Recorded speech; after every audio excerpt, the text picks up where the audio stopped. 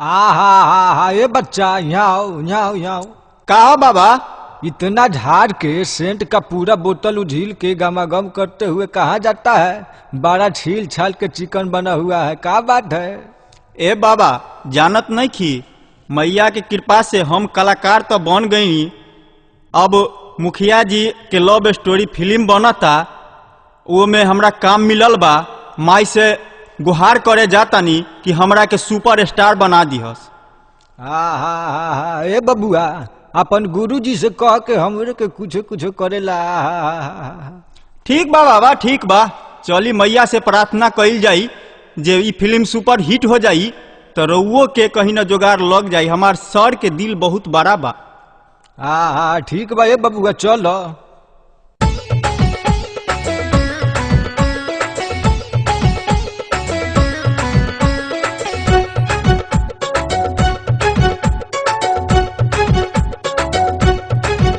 बड़ा कैली उपकार बनाई दिहली कलाकार, बड़ा कैली उपकार बनाई दिहली कलाकार। इतना कैली ता हो, इतना कैली ता अर्जी बा इहे बारंबार। हे माई हे, हे माई हे, हे माई हे, हे माई हे। अब बनाई दी हमके सुपर स्टार, अब बनाई दी हमके सुपर स्टार, अब बनाई दी हमके सुपर स्टार।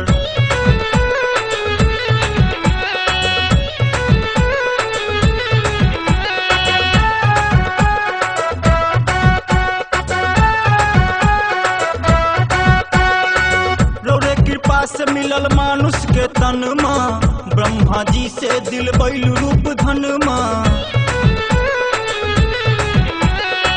रौरे कृपा से मिलल मानुष के तन माँ, ब्रह्मा जी से दिल बैलू रूप धन माँ। ब्रह्मा जी से दिल बैलू रूप धन माँ। कला भर दिलू हो, कला भर दिलू कल माई अपन भंडार। हे माई हे, हे माई हे, हे माई हे, हे माई हे।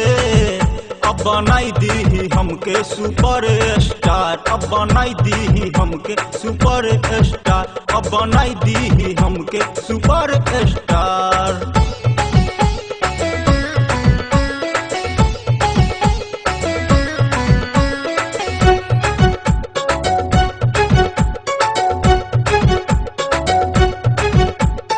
हिट होई फिल्म जौना के हई नायक, हिट कराई एल्बम जौना के बनी गायक।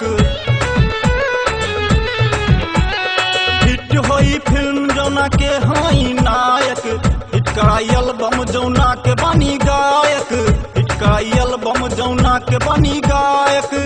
गीत भाई सबके हो, गीत भाई सबके ऐसन बनाई गीतकार।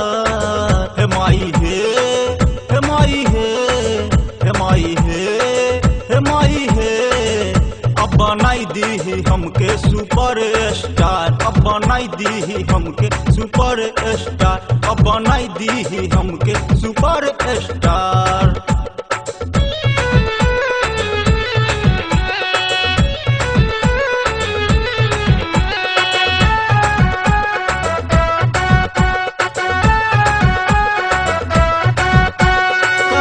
सुपर हिट मुखिया जी के लव स्टोरी, करीना कटरीना से लगाई दी जोड़ी। सुपर हिट मुखिया जी के लव स्टोरी, करीना कटरीना से लगाई दी जोड़ी। करीना कटरीना से लगाई दी जोड़ी। कुंदन के हकी सानिया हो, कुंदन के हकी सानिया करिए ऐसन चमत्कार।